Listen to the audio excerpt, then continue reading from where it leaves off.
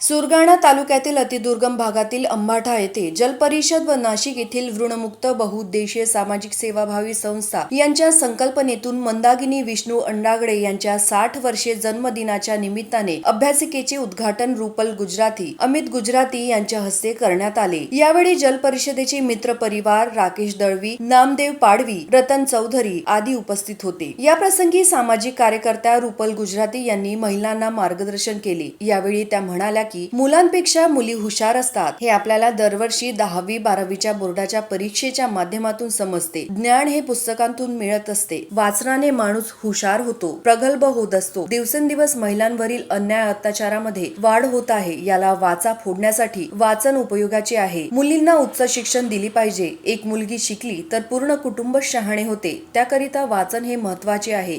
शिक्षणासाठी त्यांना पुढे जाऊ द्या। आदिवासी समाजातील माता भगिनींनी मुलींच्या शिक्षणाकडे अधिक लक्ष पुरवण्याची गरज निर्माण झाली आहे।